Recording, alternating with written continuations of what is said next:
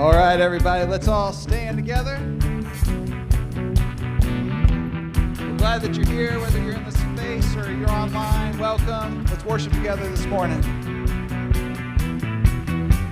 A day, in hope we rise, we speak your name, we lift our lives, tune our hearts into your beat, where we walk, there you'll be, with fire in our eyes, our lives alive, your love untamed is blazing out, the streets will glow forever bright, your glory's breaking through the night. You will never fade away, your love is here to stay by my side, in my life, shining through me every day. You will never fade away, your love is here to stay by my side, in my life, shining through me every day.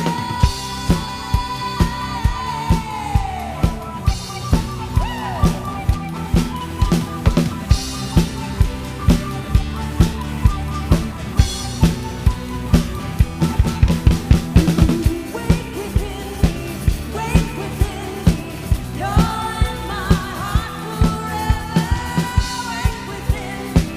Wake within me, you're in my heart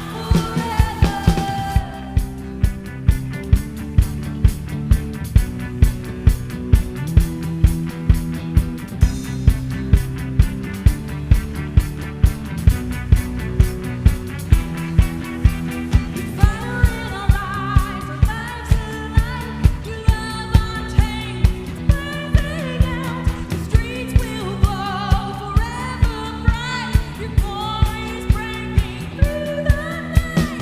You will never fade away, your love is here to stay by my side, in my life, shining through me every day. You will never fade away, your love is here to stay by my side, in my life, shining through me every day.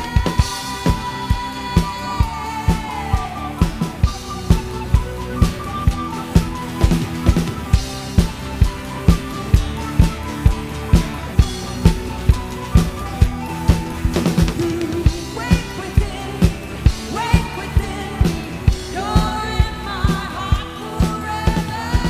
Wake within me, you're in my heart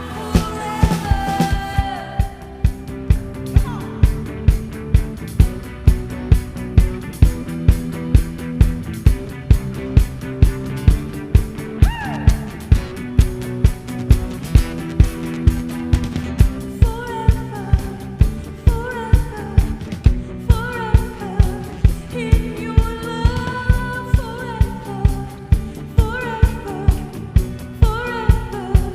in your love forever,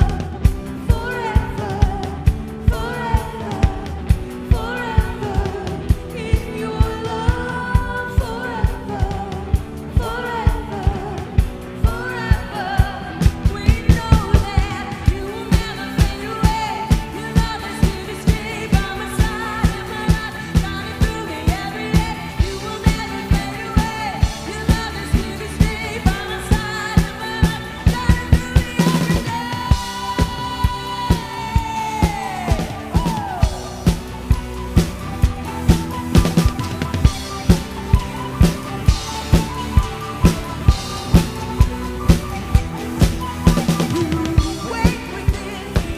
Wake within me, you're in my heart forever. Wake within me, you're in my heart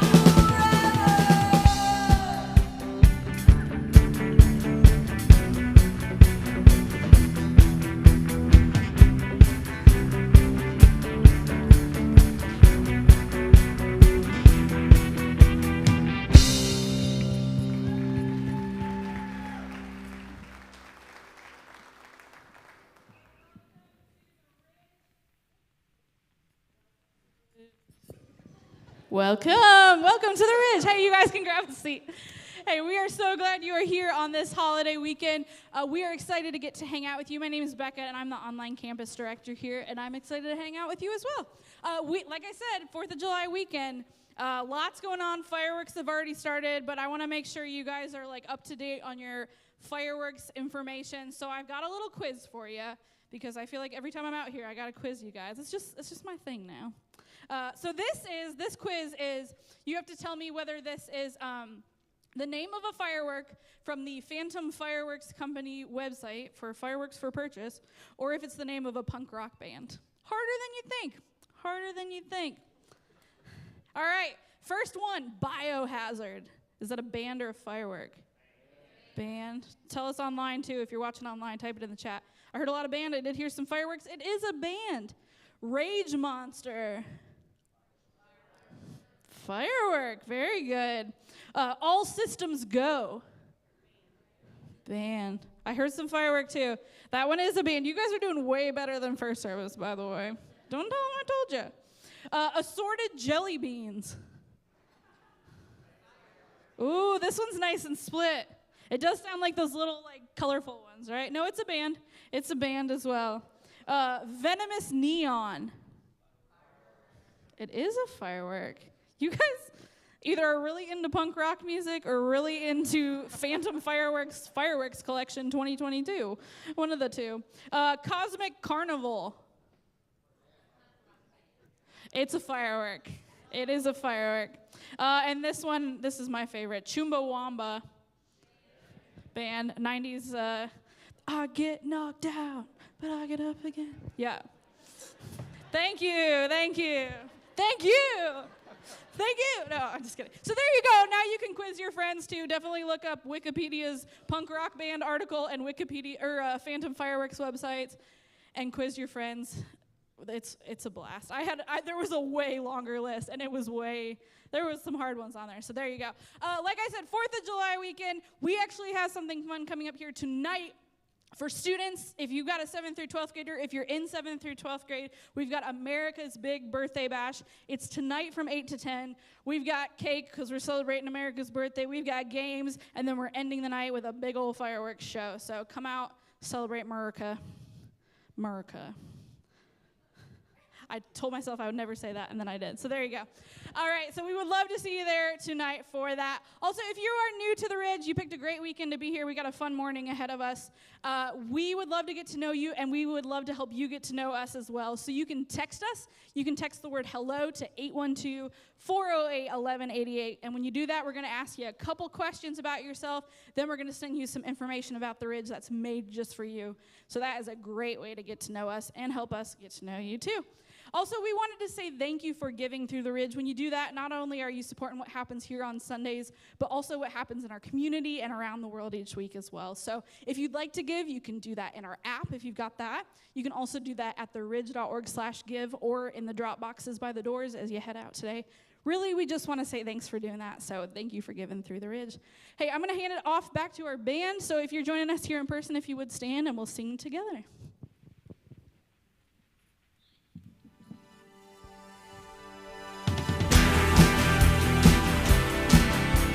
All right, let's put them back together.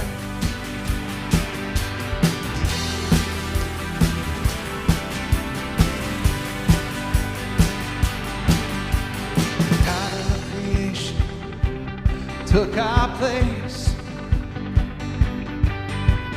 God of redemption opened the way.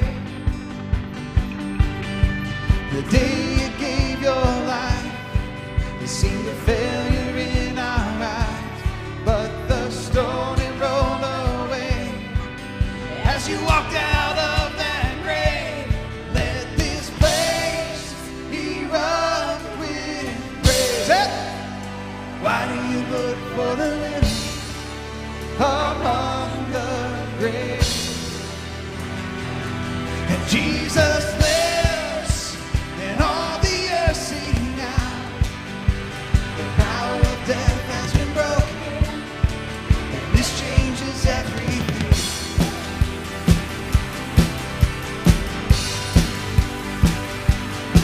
The God of perfection became sin. The God of salvation changed everything. The day you gave your life, it seemed a failure in our eyes, but the story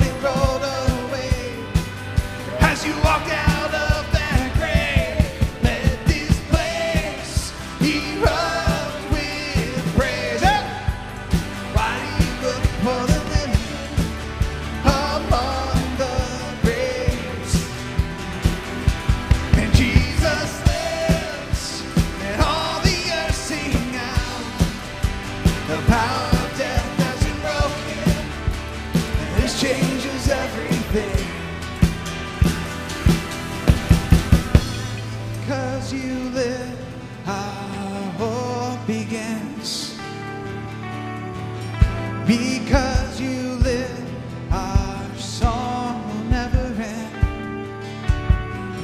Because you live, now we can live.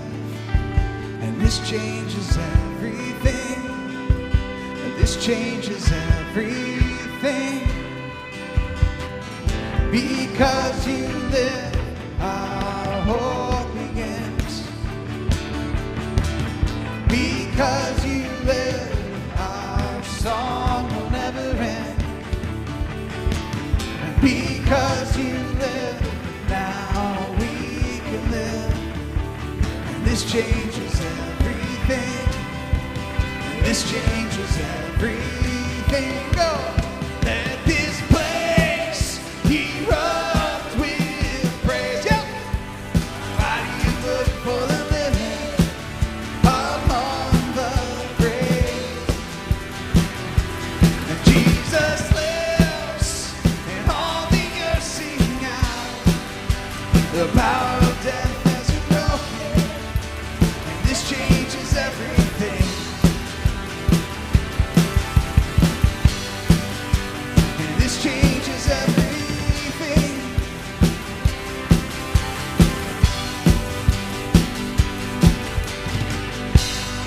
Amen. Hey, let's try this one time.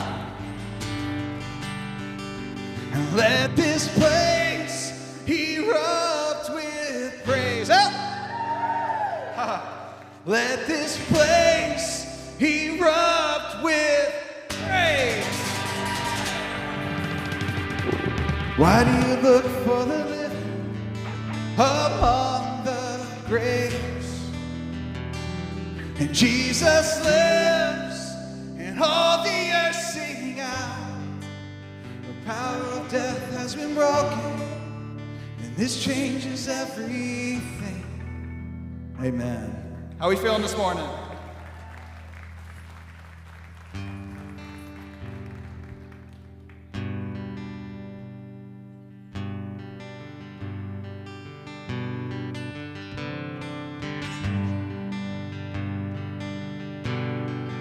I searched the world, but it couldn't fill me.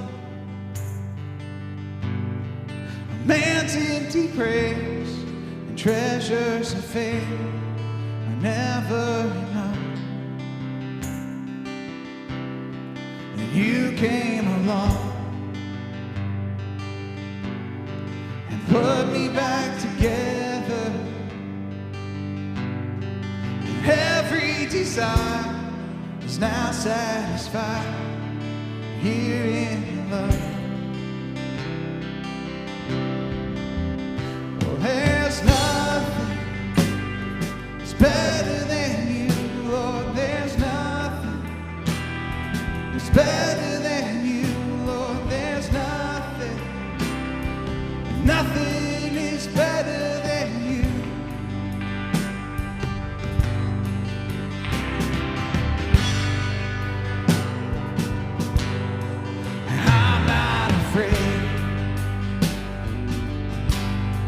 Show you my weakness.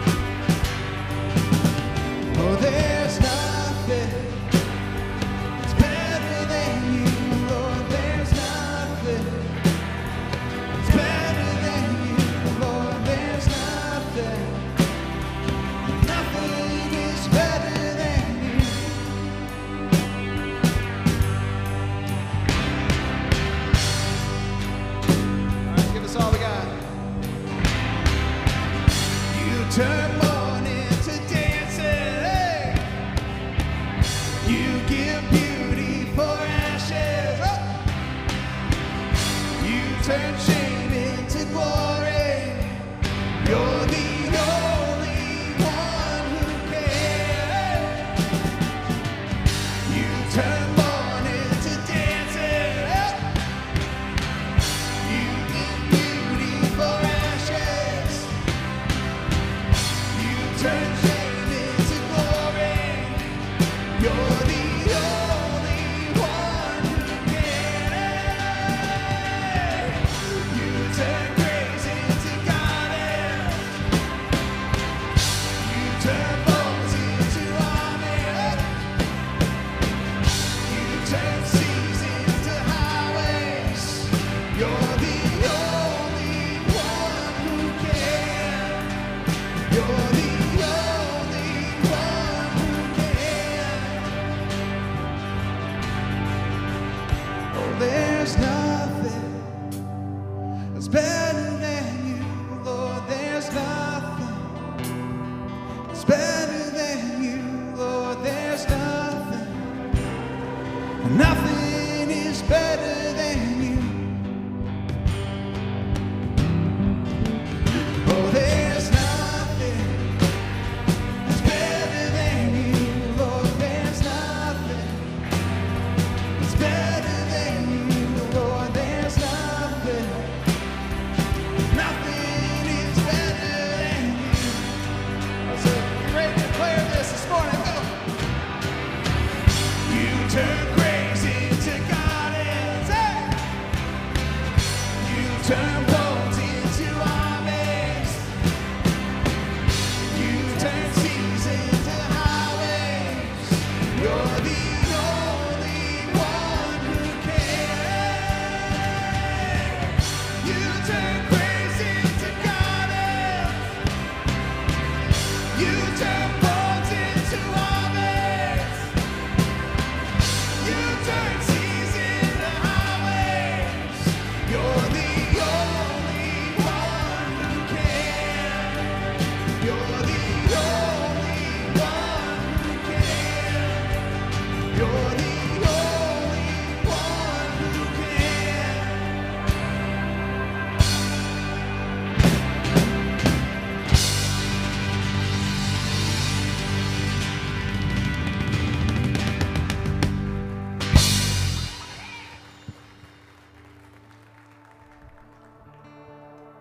We learned this song last week, but who needs to speak Jesus today?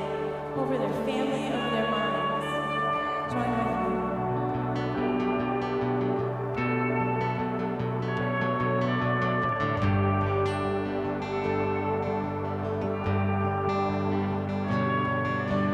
I just want to speak the name of Jesus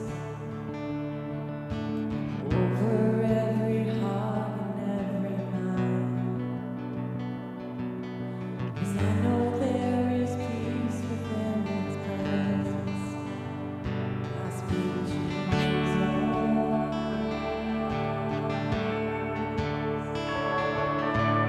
I just want to speak the name of Jesus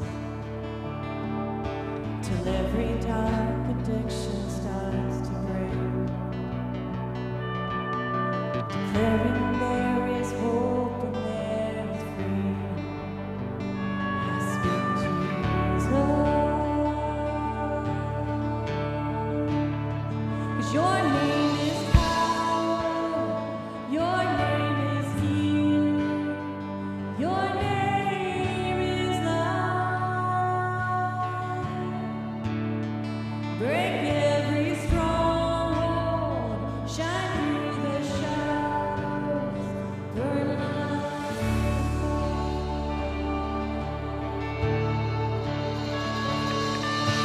I just want to speak the name of Jesus over fear and all anxiety. To every soul held captive by depression.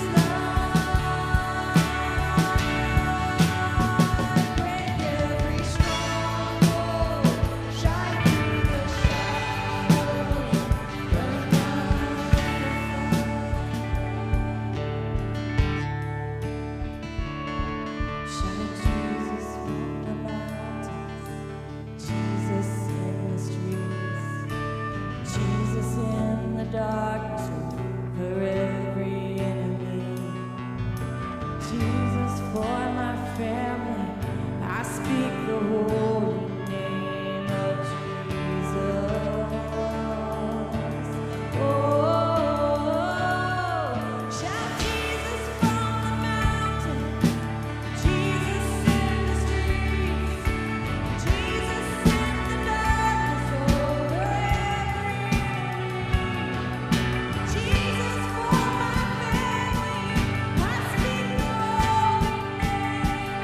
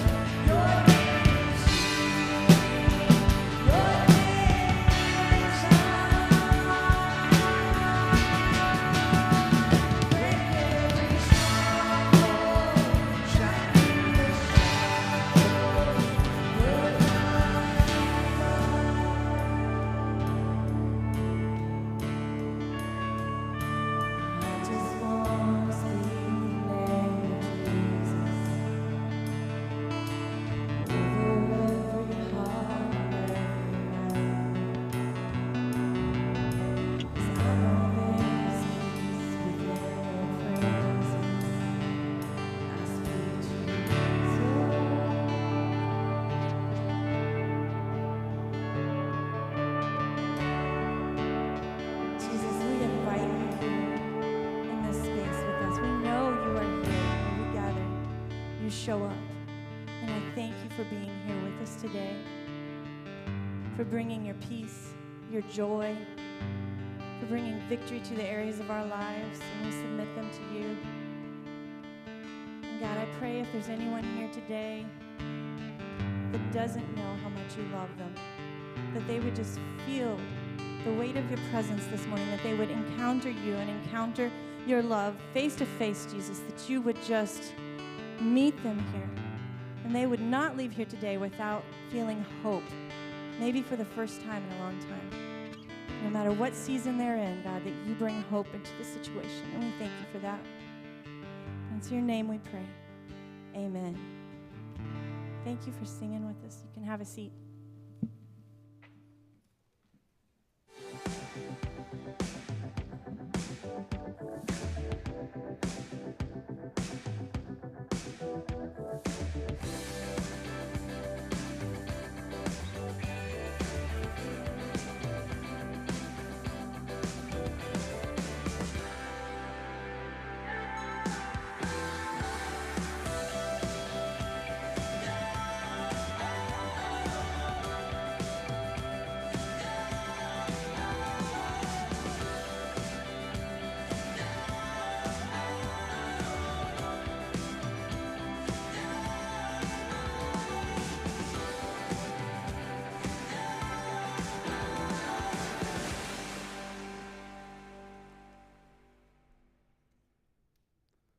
When I moved to the Midwest, there was one thing I was more excited about than anything else, and that was fall, all right?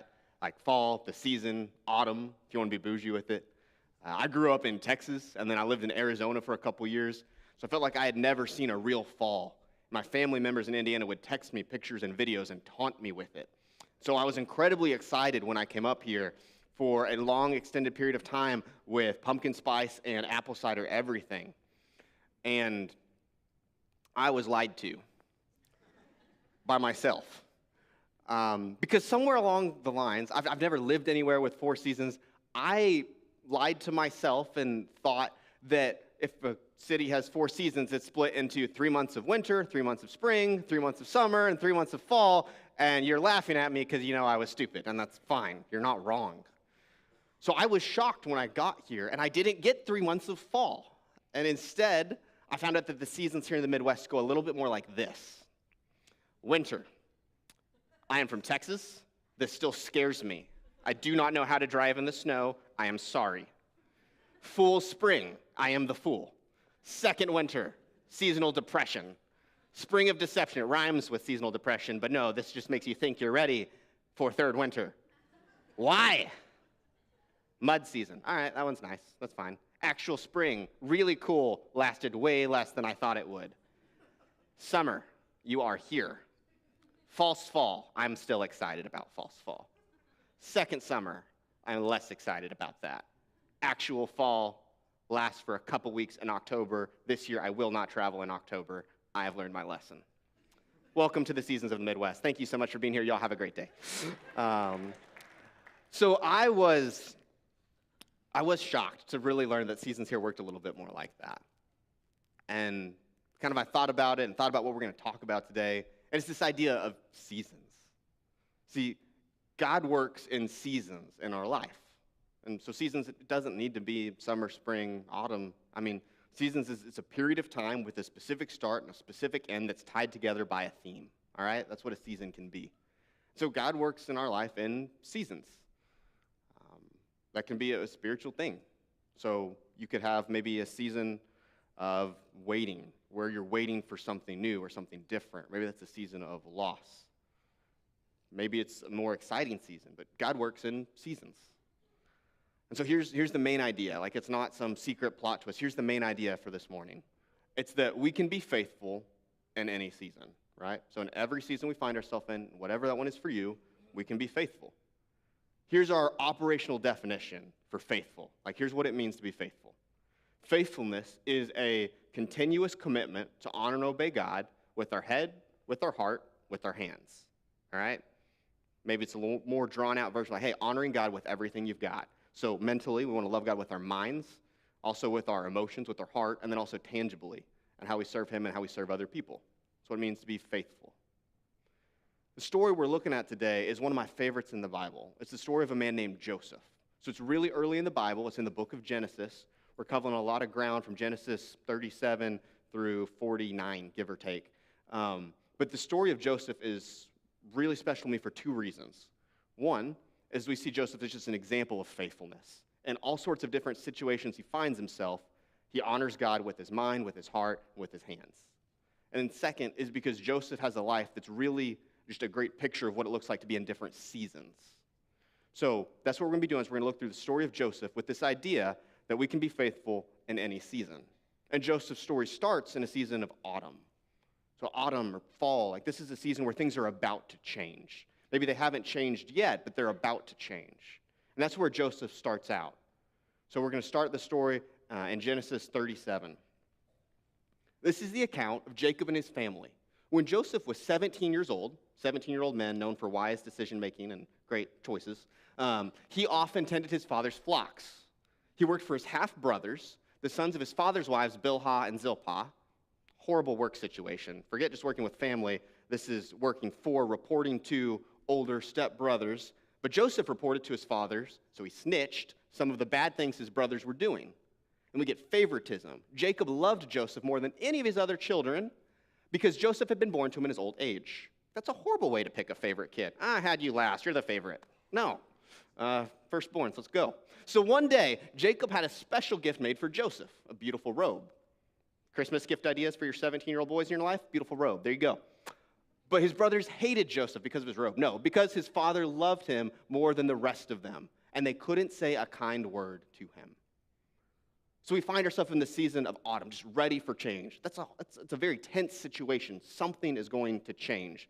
You've got favoritism, you've got nepotism, you've got a really weird work environment, and then Joseph's a 17-year-old boy, and then he's telling on his brothers. It's going to go poorly. And surprise, it does. Joseph has a dream.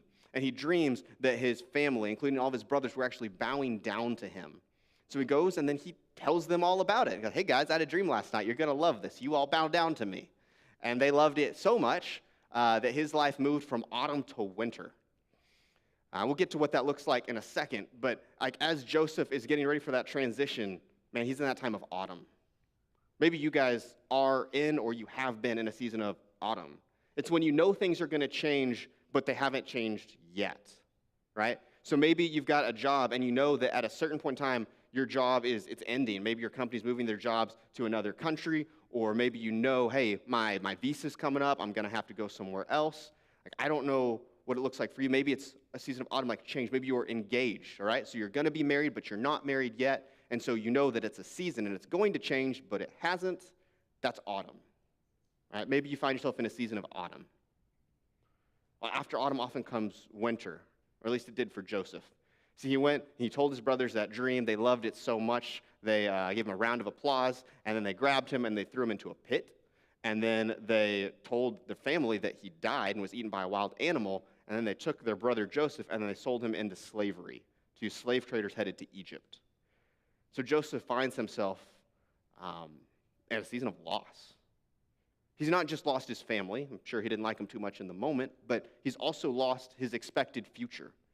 Like, he was a shepherd. He had a job. There was security, and all of that was gone. And winter can feel like that. It's a loss. Sometimes we think of loss as a loss of a loved one, and it can be, but it doesn't have to be. It can be a loss of what we expect, the loss of the future that we anticipate, maybe the loss of stability. Winter is often a time of pain or confusion. That's where Joseph finds himself. Maybe that's where you're at today, time of loss, season of winter.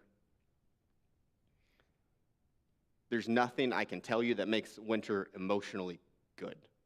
Like, I'm sorry, I've been there, and if you're there, I understand. And winter doesn't last forever. Sometimes a while, but not forever. And it didn't for Joseph. See, after he's lost his family and his expected future, sold into slavery, he starts working for a guy named Potiphar. And Potiphar's, he's high up in the Egyptian world. And so Joseph finds himself working there as a slave. But we do see it move to a season of spring. So Joseph is now working for Potiphar. And even as a slave, we see growth. I think it's really cool. Joseph started out as a shepherd, and he wasn't at the top of the totem pole. So it's not as if he would have had a lot of administrative knowledge or ability. But now he starts working for Potiphar. He starts at the bottom, and he starts working hard and getting promoted. Here's just a little bit of that story. The Lord was with Joseph, so he succeeded in everything he did as he served in the home of his Egyptian master. Potiphar noticed this and realized that the Lord was with Joseph, giving him success in everything he did. This pleased Potiphar, so he soon made Joseph his personal attendant. He put him in charge of his entire household and everything he owned. And from the day Joseph was put in charge of Potiphar's household and property, the Lord began to bless Potiphar's household for Joseph's sake. And all his household affairs ran smoothly, and his crops and his livestock flourished. So Potiphar gave Joseph complete administrative responsibility over everything he owned. With Joseph there, he didn't worry about a thing except what kind of food to eat. So we see Joseph in this season of spring and growth. And he starts as a shepherd. Now he's a slave, but we see him working his way up. And God is blessing Joseph, and he's actually blessing other people through Joseph. And spring is that season of new growth. Maybe that's a new relationship. Maybe that's romantic. Maybe that's like a family member. There's a new family member relationship. Maybe that's a new job opportunity. Like, spring's often the stuff we get excited about. There's a new job opportunity, maybe a new ministry opportunity. Spring is characterized by something new. And God's with us in the spring as well, when there's something new and exciting. And after spring comes summer, except when it doesn't. Just like in the Midwest season, sometimes you go from spring to winter, and it feels like we bounce around. And that's what happens in our lives too. It doesn't always go like a calendar year where, okay, so it's winter, now it's better, now it's great. Sometimes it goes back and forth between spring and winter. And that happens in Joseph's life as well. So he goes from the spring and this new opportunity, and it goes downhill. See, Potiphar had a wife. The wife looked at Joseph, thought he was really cute. Want to make jokes about this. I can't. We're just going to skip over him. And Joseph is actually he's seduced by Potiphar's wife. He says no, and then he actually gets framed for sleeping with her even though he didn't. So Potiphar's mad and throws Joseph in jail for something he didn't do. And so instead of going from spring into summer, we see Joseph go from spring actually back into winter. And so now he's been a slave, he's worked his way up, now he's in a jail. And one of the things I love about Joseph is in whatever season he's put in, he's faithful, and he honors God. He works hard. And even in jail, Joseph does well. I know you're looking at me, you're like, man, you would not do well in prison. And you are absolutely right. I would not. But Joseph did. Man, Joseph succeeded there. And the warden noticed this, and just as Potiphar put him in charge of more, the warden puts Joseph in charge of more. While he's there, he's interacting with a lot of different people. He meets a cupbearer to the Pharaoh. So the Pharaoh is the ruler of Egypt, and a cupbearer is one of the personal attendants to the Pharaoh. And so Joseph meets this cupbearer, and the cupbearer has a dream. Joseph's able to interpret it for him, says, hey, this is what your dream means. You're actually going to get out of prison. And so the cupbearer hears that and then gets out of prison. And Joseph's one request is, hey, just remember me when you get out of here. And in what seems to be one of the saddest verses in Joseph's story, we get this in Genesis 40, verse 23. Pharaoh's chief cupbearer, however, forgot all about Joseph, never giving him another thought. And that's heartbreaking. Because when we find ourselves in seasons of winter and we want to be remembered, we don't want to be forgotten about. If that's where you're at right now, the longer winter drags on, the more we often feel forgotten about. Like at the beginning, when something tragic happens, everybody knows and everybody is ready to help. But then the longer that goes on, the harder that is to sustain and the easier it is to feel forgotten about. The good news is that God never forgets his Joseph. So if you find yourself in winter, you are not forgotten about. Joseph was for 2 years. For 2 years, Joseph was still in prison, waiting. Maybe that's where you're at today, a season of waiting. Maybe it's infertility, waiting for a kid. Maybe you're single and you don't want to be, and you're waiting for a significant other. Maybe you are waiting for something to get better or something to finally end. And God's with you in the waiting. God's with you in the winter. And Joseph's winter does turn to spring again. And this time it's very sudden. See, that cupbearer that Joseph had met in prison forgot about him. Well, Pharaoh has a dream. Pharaoh needs help interpreting it. Cupbearer's like, hey, I know a guy. Pharaoh's like, right, one of your friends from Yale, right? No, prison, but he's cool, I promise. You got to meet him. And so they go and they get Joseph and they bring him out, and Joseph interprets Pharaoh's dream for him. So Pharaoh had a dream, and Joseph explains that there's going to be 7 years of economic prosperity and blessing and like just a lot of finances coming in. And then there's going to be a famine, and so there's going to be 7 years of economic hardship. So it tells Pharaoh, hey, what you should do is you should save a lot of the profits and the grain during the 7 years of plenty, and that way when it's really difficult, we've got the grain, we're ready. And so this is how Pharaoh responds to it. So Pharaoh asked his officials, can we find anyone else like this man so obviously filled with the Spirit of God? Then Pharaoh said to Joseph, since God has revealed the meaning of the dreams to you, clearly no one else is as intelligent or wise as you are. You will be in charge of my court, and all of my people will take orders from you. Only I, sitting on my throne, will have a rank higher than yours. So Pharaoh, the ruler of Egypt, one of the most powerful and influential ancient civilizations, takes Joseph straight out of prison, realizes God is with him, and puts him as second in command of Egypt. That is a giant promotion, substantial pay raise, great benefits. And Joseph finds himself in spring. And he's gone from being forgotten about in prison to a place of incredible influence. And just as he was faithful in Potiphar's courts, as he was faithful in prison, now he's faithful but with a much bigger platform. And so he's faithful in spring. And he gets an incredible life. He gets a new family. He gets married. He has kids. He's got a job with a lot of influence and prestige. Things are good. And spring is fun. Again, spring is that time where stuff is new and it's growing and there's new life. That's where Joseph finds himself again. And that continues into a season of summer. And summer is a time of abundance. And I was looking and I was just shocked the other day when I saw so much green. I was out in Brown County and the water was blue, the trees were green, and I came really close to emotionally breaking down and crying after living in Texas and the desert. I'm just not used to green and blue. And it's in the middle of summer here and everything is alive. Man, sometimes we get those seasons of life, of summer, which everything is good and there's an abundance. That's where Joseph finds himself. Even as the ancient world around Egypt turns towards a time of famine, because they had saved and they had followed Joseph's strong leadership, they were prepared for the economic difficulties. So much so that the people of Canaan and surrounding lands are coming to Egypt for help, including Joseph's family, including his brothers that originally sold him into slavery. And so they come to Joseph. I mean, not him directly, he's pretty high up. But they come to Egypt and they're asking for help. And Joseph sees who they are and he evaluates their character. He sees, hey, what would it look like to interact with them in a way that's healthy here? And then Joseph decides, okay, I'm going to tell them who I am. And so it's got to be like a weird, awkward, bittersweet, incredibly tense moment. Joseph reveals to his brothers, hey, it's been a while. I'm your brother. Here's how this goes. Please come closer, he said to them.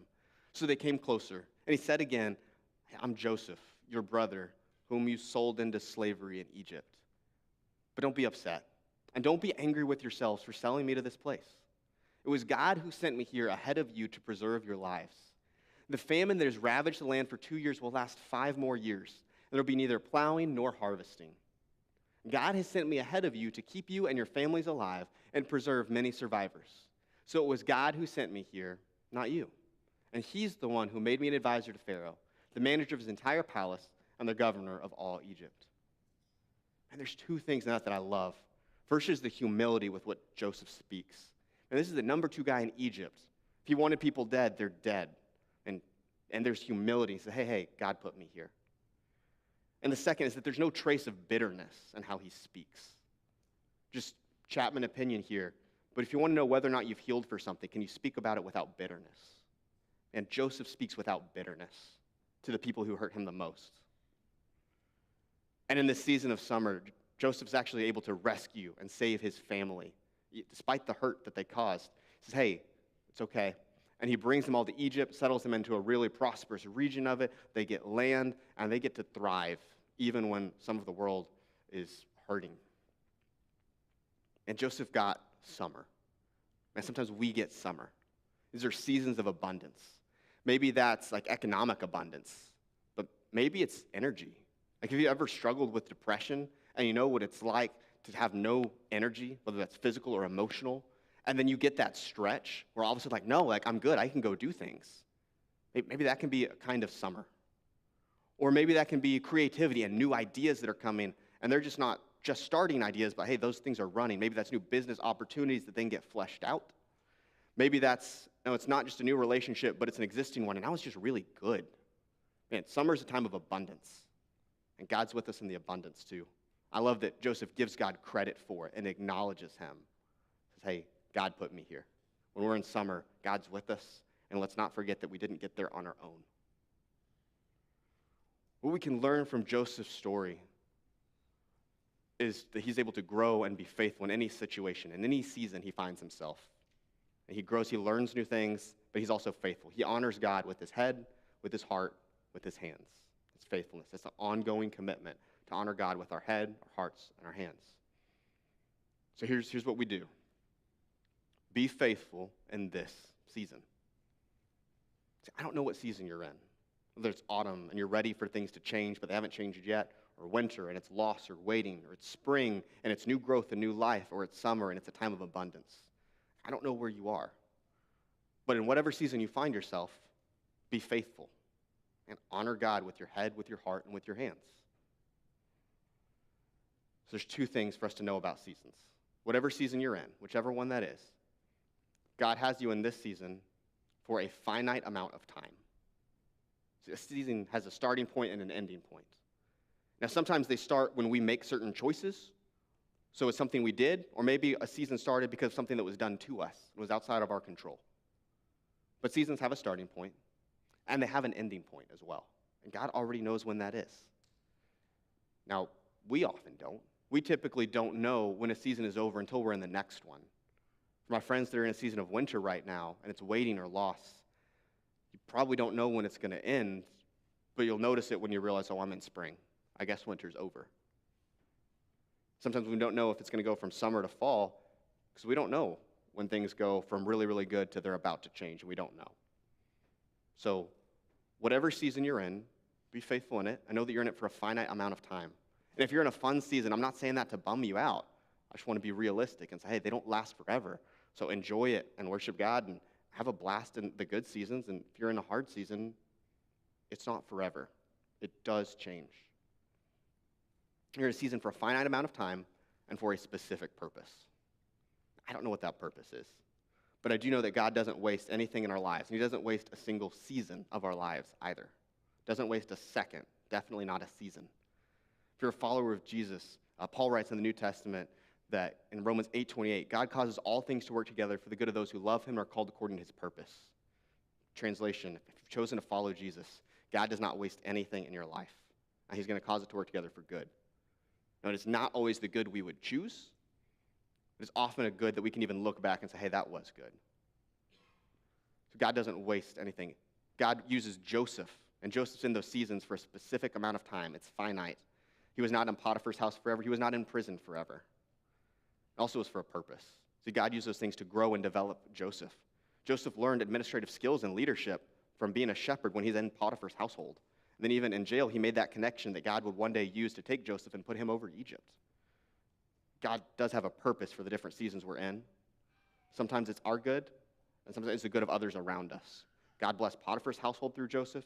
I'm sure the prison was better through Joseph's leadership. The warden was impressed with it. And then not only Egypt, but surrounding countries were blessed by Joseph through his faithfulness when God put him there. So God has you in a season, whatever season that is, for a specific purpose. So be faithful in this season, whatever season you find yourself in. I'd love to invite my friend Kim Taylor to come on out to the stage right now. And while she does, I want to talk a little bit about next steps. See, we always want to give you a next step, something to do, something to grow in. And because there are so many different seasons and we want to honor God with our head, with our heart, and our hands, it's kind of hard to give you a specific season. But sometimes my mind runs like an Excel sheet, and so we made one. So if you're in the front row, they're on the seats. If you're sitting in the auditorium, they're actually in the seat backs in front of you.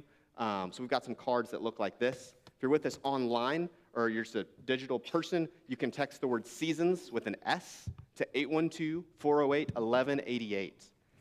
And so we got is right here, hey, if you're in a season of winter, whether that's loss or waiting, here's a potential next step with your head. So it's like a mental step you can take, heart, that's an emotional step, or hands, that's like a tangible or physical step.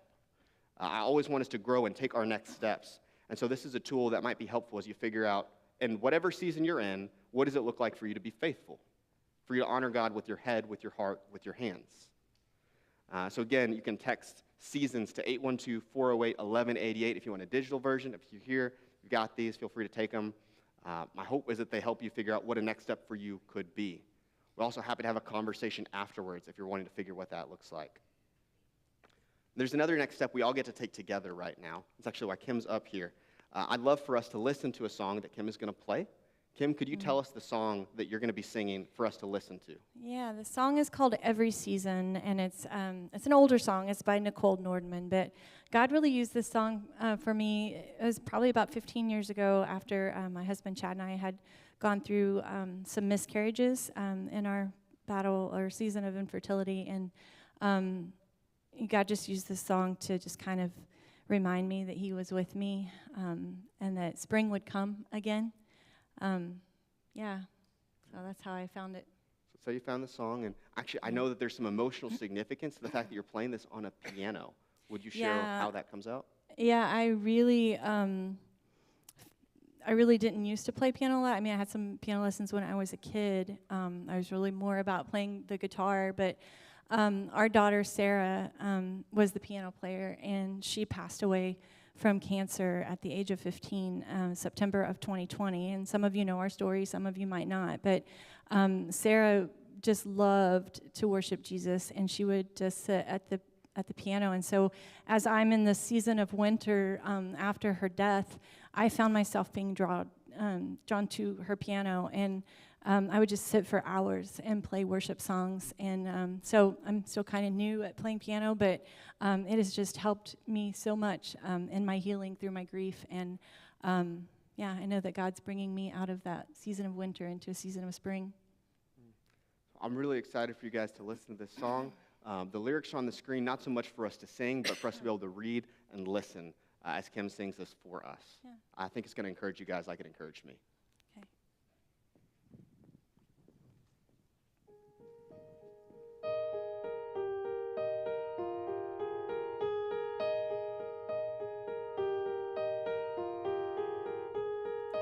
Every evening's got an invitation to trace the pattern stars. And early in July, a celebration for freedom that is ours. And I notice you in children's games and those who watch them from the shade. Every drop of sun is full of fun and wonder. You are summer.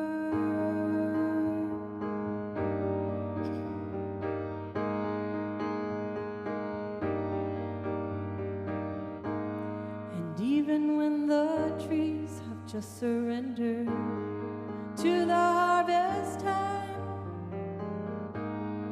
forfeiting their leaves in late September, sending us inside. Still I notice you when change begins, and I embrace for colder winds. I will offer thanks for what has been and what's to come. You are autumn.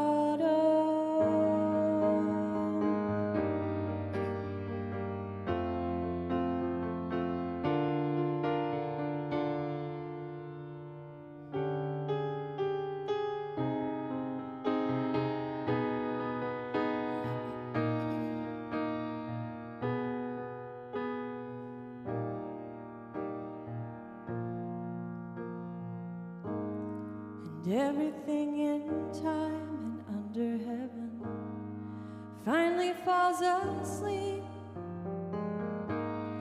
wrapped in blankets white, all creation shivers underneath. And still I notice you when branches crack, and in my breath on frosted glass. Even now in death you open doors for life to enter. You are winter. Everything that's new has bravely surfaced, teaching us to breathe. What was frozen through is newly purposed, turning all things green. And so it is with you, and how you make me new with every season's change. And so it will be as you are recreating me. Summer, autumn, winter, spring.